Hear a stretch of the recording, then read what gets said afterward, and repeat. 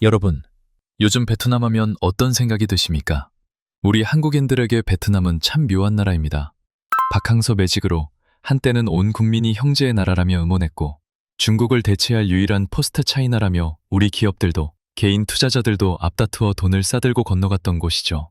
겉으로만 보면 2025년 베트남 경제는 여전히 반짝이는 것처럼 보입니다. IMF나 세계은행 자료를 보면 성장률 6.5%라는 숫자가 찍혀 있습니다. 이 숫자만 놓고 보면 역시 베트남의 시대다라는 말이 나올 법도 합니다. 하지만 여러분, 제가 20년 넘게 경제 바닥에서 구르며 배운 진리가 하나 있습니다. 숫자는 거짓말을 하지 않지만 때로는 진실을 교묘하게 가린다는 사실입니다. 지금 베트남 현장의 공기를 한번 들여다보십시오. 화려한 성장률 숫자 뒤편에서는 가동을 멈춘 공장들이 줄을 잇고 산업단지에는 밤마다 정막만이 흐릅니다.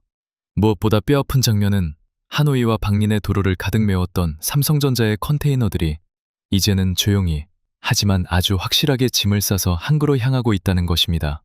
형제의 나라, 우호국이라 부르던 그곳에서 지금 도대체 무슨 일이 벌어지고 있는 걸까요? 핵심은 아주 간단합니다. 신뢰가 깨졌다는 겁니다. 기업이 국가를 믿고 수십조를 투자할 때는 딱 하나를 봅니다. 이 나라가 약속을 지키는가? 그런데 베트남은 그 약속을 너무나 가볍게 여겼습니다. 먼저 그들의 오만한 자신감부터 짚어봐야겠습니다. 하노이나 호치민의 세련된 카페거리에 가보면 최신 아이폰을 들고 명품 옷을 입은 베트남의 젊은 엘리트들이 보입니다. 그들의 표정에는 묘한 자신감이 깔려 있습니다. 여기까진 좋습니다. 나라가 발전하니 소득 수준이 올라가는 건 자연스러운 일이죠. 문제는 그들이 현재의 소비 수준을 국가의 실력으로 착각하고 있다는 점입니다. 베트남 사회 기저에는 우리는 미국도 프랑스도 몽골도 이긴 유일한 민족이다라는 역사적 자부심이 강하게 깔려 있습니다. 전쟁에서의 승리는 위대한 역사입니다. 하지만 그 승리감을 21세기 냉혹한 글로벌 경제 전쟁에 그대로 대입하는 건 완전히 다른 문제입니다. 지금 베트남 온라인 커뮤니티를 보면 기가 차는 소리가 들립니다. 삼성 나가도 된다. 우리에겐 빔페스트가 있고 애플과 테슬라가 줄을 섰다. 삼성이 우리 덕을 본 거지. 우리가 삼성을 살려준 게 아니다 라는 식의 주장입니다. 총을 들고 정글에서 싸우는 것과 반도체 공장을 24시간 멈추지 않고 돌리는 건 완전히 다른 게임인데도 말이죠. 그들은 자신들이 넥스트 차이나가 된 것이 본인들이 똑똑해서라고 믿고 싶어 합니다. 하지만 현실의 엔진룸을 열어보면 진실은 처참합니다. 베트남 수출의 72%가 외국인 투자기업에서 나옵니다. 그 중에서도 압도적인 일본 타자가 바로 삼성전자입니다. 통계에 따라 조금씩 다르지만 삼성전자가 베트남 전체 수출에서 차지하는 비중은 무려 20%에 육박합니다. 한 나라의 경제가 외국 기업 하나에 의해 좌지우지되는 구조. 이건 독립된 국가 경제라기보다 삼성 의존형 경제라고 불러도 할 말이 없는 구도입니다. 기술력은 또 어떻습니까? 베트남은 자신들이 이제 첨단 IT 국가가 된 줄 알지만 삼성 스마트폰 하나를 기준으로 보면 답이 나옵니다. 시스템 반도체, 디스플레이, 카메라 모듈, 배터리 같은 핵심 부품은 전부 한국, 일본, 대만 기업들이 만듭니다. 베트남 로컬 기업들이 들어오는 자리는 고작 포장박스나 단순 플라스틱 부품 정도입니다. 기술 이전을 안 해준 게 아닙니다. 지난 10년 넘게 삼성이 기회를 줬음에도 그것을 받아낼 교육 시스템과 인적 역량이 따라오지 못한 것입니다. 결국 메이드 인 베트남이라는 라벨은 한국의 자본과 기술이 차려놓은 밥상에 베트남이 숟가락만 얹은 구조에 불과합니다. 그런데도 취객이 전도되어 집주인 행세를 하고 있으니 몰락의 징조는 여기서부터 시작된 겁니다. 이제 삼성이 짐을 싸기 시작한 결정적인 배신의 타임라인을 파헤쳐 보겠습니다. 첫 번째는 2024년 1월에 터진 글로벌 최저한세 사건입니다. 삼성이 처음 베트남에 들어갈 때 약속받은 건 법인세 5%라는 파격적인 혜택이었습니다. 이 약속 하나 믿고 수십조의 투자가 집행됐습니다. 그런데 국제룰이 바뀌자 베트남은 기다렸다는 듯이 태도를 바꿨습니다. 한국 정부와 기업이 보완책을 요구하자 처음에는 현금 지원 등으로 보전해주겠다고 달랬습니다. 하지만 결과는 어땠습니까? 보전은커녕 삼성전자가 추가로 부담해야 할 금액만 연간 4,300억 원에 달하게 됐습니다. 기업 입장에서는 명백한 국가적 뒤통수입니다. 약속을 어기는 파트너와 누가 미래를 도모하겠습니까? 두 번째 배신은 기본 중의 기본, 바로 전기입니다. 2023년 여름 섭씨 40도가 넘는 폭염 속에서 베트남 전력당국은 예고도 없이 삼성과 폭스콘 공장이 있는 산업단지의 전기를 끊어버렸습니다. 첨단 공장은 1분만 정전이 나도 수백억 원의 손실이 발생합니다. 그런 초정밀 시스템을 운영하는 기업에 전기 모자라니 일단 꺼라라고 명령하는 나라를 어떻게 신뢰합니까? 2025년인 지금도 전력이 부족하니 공장 가동을 조정해달라는 요청이 반복되고 있습니다. 4차 산업혁명을 외치면서 정작 콘센트에 꽂을 전기도 안정적으로 공급하지 못하는 무능함. 이것이 베트남의 민낯입니다. 세 번째는 대외 리스크에서의 무책임한 태도입니다. 미국이 베트남산 제품에 관세 폭탄을 예고했을 때 우리 기업들은 베트남 정부가 최소한의 방어막이라도 되어줄 줄 알았습니다. 하지만 그들은 철저히 방관했습니다. 우리가 여기서 차지하는 비중이 얼마인데 이 정도 대응밖에 안 되나라는 회의감이 기업들 사이에 퍼졌고 결국 삼성은 결단을 내렸습니다. 이곳은 더 이상 핵심 거점이 아니다. 그리고 조용하지만 확실하게 생산 물량을 인도로 옮기기 시작했습니다.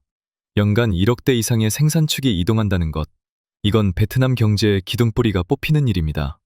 인텔이 베트남 투자를 보류하고 다른 글로벌 기업들이 재검토에 들어간 것은 결코 우연이 아닙니다.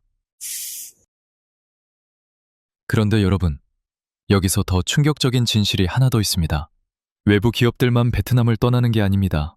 베트남 경제의 심장부라 할 수 있는 금융 시스템 자체가 안에서부터 완전히 썩어 문드러졌다는 사실이 만천하에 드러난 사건. 바로 쯔엉미란 사태입니다.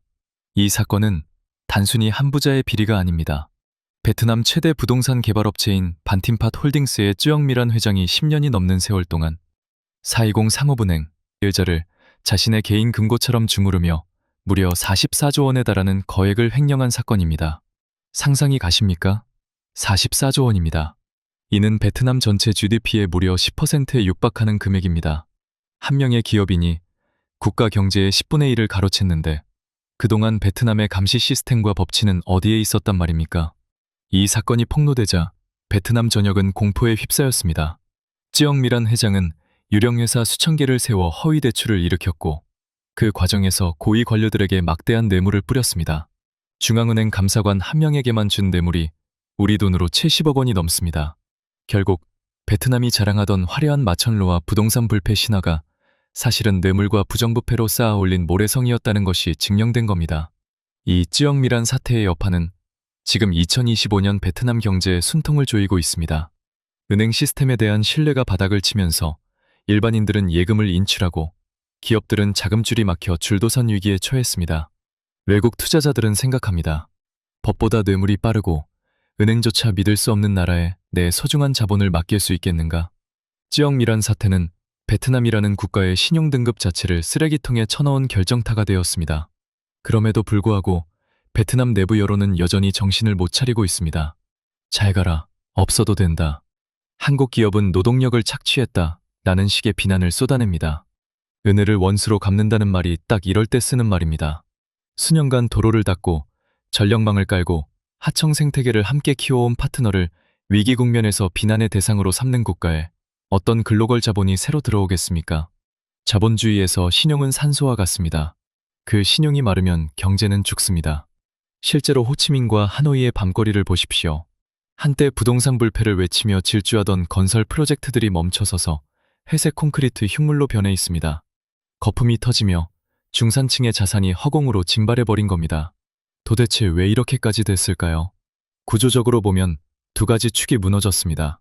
첫째는 부패 척결의 역설입니다. 공산당 지도부가 반부패 운동을 벌인 건 좋았는데 그 수단이 너무나 과격했습니다. 공무원들이 사인하면 나중에 감옥 간다며 아예 일을 안 하기 시작한 겁니다. 인허가는 쌓여가고 예산 집행은 멈췄습니다. 부패한 정부보다 무서운 게 아무것도 안 하는 정부라는 사실을 베트남이 증명하고 있습니다. 둘째는 인프라 투자의 실책입니다. 거치레에만 신경 쓰느라 가장 중요한 발전소와 송전망 투자를 소홀히 했습니다. 그 결과가 지금의 만성적인 전력난입니다. 여러분, 국가의 신뢰도는 떨어지기는 쉬워도 다시 세우는 데는 수십 년이 걸립니다. 삼성이 인도로 발길을 돌린 것은 단순히 인건비 때문이 아닙니다. 찌엉미란 사태 같은 내부적 붕괴를 보며 이 나라는 장기적으로 시스템이 작동하지 않는다는 냉정한 판결을 내린 겁니다. 글로벌 1위 기업의 이런 움직임은 전 세계 투자자들에게 베트남은 위험하다라는 강력한 신호로 작용합니다. 그렇다면 이제 우리 대한민국은 어떻게 해야 할까요? 저는 세 가지를 제안합니다. 첫째, 감정과 현실을 철저히 분리하십시오. 형제의 나라라는 달콤한 수사에 속아 리스크를 간과해서는 안 됩니다. 기업의 투자는 냉정한 수익 계산 위에서 이루어져야 합니다. 둘째, 집중된 리스크를 분산하십시오. 베트남이 포스트 차이나인 줄 알았더니 이제는 인도, 인도네시아, 멕시코 같은 훌륭한 대체지들이 많습니다. 포트폴리오를 재조정하는 것이 상식적인 리스크 관리입니다. 셋째, 조건부 협력으로 전략을 수정해야 합니다. 너희가 신뢰를 회복하고 전력을 안정시키고 법치를 바로 세우면 그때 다시 얘기하자는 분명한 메시지를 던져야 합니다. 무조건적인 인내는 의리가 아니라 비효율일 뿐입니다.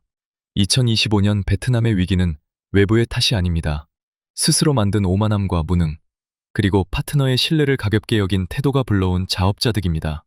넥스트 차이나라는 화려한 근거는 이미 금이 가기 시작했고, 이제 베트남 앞에는 약속 리스크가 있는 나라라는 꼬리표가 붙었습니다.